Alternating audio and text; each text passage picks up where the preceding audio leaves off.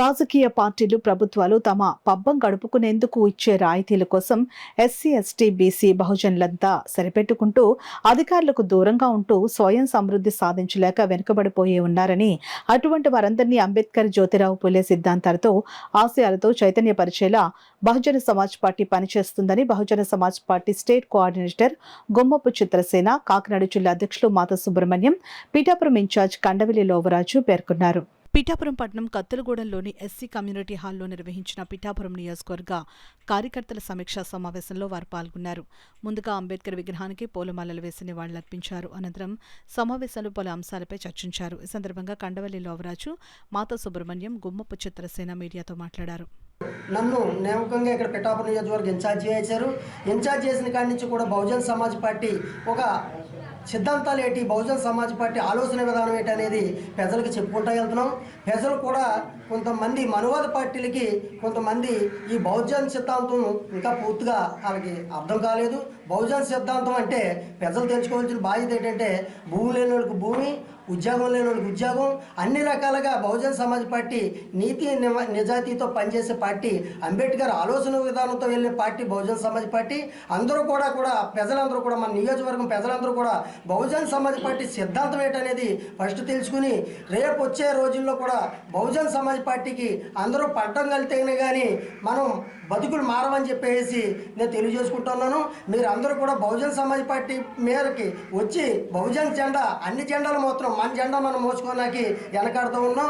అన్ని జెండాలు మోసి వాళ్ళ గదికెక్కిన తర్వాత మన నెత్తిపై కూర్చుంటున్నారు. అలా కాకుండా మన బహుజన్ సమాజ్ పార్టీని ముందుకు తీసుకొస్తే మన బహుజన్ సమాజ్ పార్టీలో అందరూ పై వ్యక్తిలో ఉంటారని చెప్పేసి ఈ బహుజన్ సమాజ్ పార్టీ తరపు నుంచి నేను కోరుకుంటాను. రాష్ట్ర కమిటీ ఆదేశాల ప్రకారం, సెంట్రల్ కమిటీ ఆదేశాల ప్రకారం రాష్ట్ర వ్యాప్తంగా అన్ని నియోజకవర్గాలు సమీక్ష సమావేశాలు నిర్వహించడం జరుగుతుంది. అదేవిధంగా కాకినాడ జిల్లాలో కూడా అన్ని నియోజకవర్గాల్లోనూ నియోజకవర్గ స్థాయిలో సమీక్షించి సమావేశాలు నిర్వహించడం జరుగుతూ ఉంది. ప్రతి జిల్లాకు కూడా రాష్ట్ర కమిటీ నుంచి ఒకరిని ఇన్ఛార్జిగా నియమించడం జరిగింది. అలాగే మా కాకినాడ జిల్లాకి, ఉమ్మడి తూర్పుగోదావరి జిల్లాలకి రాష్ట్ర కోఆర్డినేటర్ చిత్రసేని గారిని ఇన్ఛార్జిగా నియమించడం జరిగింది. ఆయన ఈరోజు పిఠాపురం నియోజకవర్గం రావడం జరిగింది. ఈ నియోజకవర్గంలో కండవెల్లి లోవరాజు జిల్లా జనరల్ సెక్రటరీ నియోజకవర్గ ఇన్ఛార్జిగా కొనసాగుతూ ఉన్నారు. ఆయన ఆధ్వర్యంలో చర్చా సమావేశం జరగడం జరిగింది. ఈ నియోజకవర్గంలో సమీక్ష నిర్వహించిన తర్వాత కమిటీ పరిస్థితి ఏంటి చూసి నూతన కమిటీలని వేయటం, తర్వాత పార్టీని ఎలా బలోపేతం చేయాలనే విషయాలపై చర్చించిన తర్వాత నిర్ణయాలు తెలియజేయడం జరుగుతుంది. బహుజన్ సమాజ్ పార్టీని కాకినాడ జిల్లాలో అదేవిధంగా పిఠాపురం నియోజకవర్గంలో బలోపేతం చేసి రాబోయే ఎన్నికల్లో విజయం సాధించే విధంగా ముందుకు కొనసాగుతామని తెలియజేస్తా ఉన్నాము. 55 సంవత్సరాలుగా ఈ బహుజనుల ఓట్లు అనేక రాజకీయ పార్టీలు వేయించుకుంటున్నాయి. ఎన్నికల్లో తాత్కాలిక వాగ్దానాలు చేస్తున్నాయి. ఎన్నికలు అయిపోయిన తర్వాత, అధికారం వచ్చిన తర్వాత వాళ్ళు ఇచ్చిన ఆ వాగ్దానాన్ని కూడా ఏ రాజకీయ పార్టీ కూడా పూర్తిగా అమలు పరచట్లేదు. కొత్త పార్టీలు పుట్టుకొస్తున్నాయి, కొత్త వాగ్దానాలు చేస్తున్నాయి, అధికారాలు సంపాదించుకుంటున్నారు. ఓట్లేసిన ప్రజలు మాత్రం గాలి వదిలేసే పరిస్థితి కనిపిస్తుంది. అట్లా కాకుండా బాబాసాహెబ్ అంబేద్కర్ చెప్పినట్టుగా ఏ సమస్యకైనా కూడా శాశ్వత పరిష్కారం కావాలి తప్ప తాత్కాలిక పరిష్కారాల వల్ల బానిసలుగానే ఉండిపోతారు. అధికారంలో ఉన్న వాళ్ళు అధికారాన్ని ఎంజాయ్ చేస్తుంటారు తప్ప సమాజంలో ఎటువంటి మార్పు రాదు.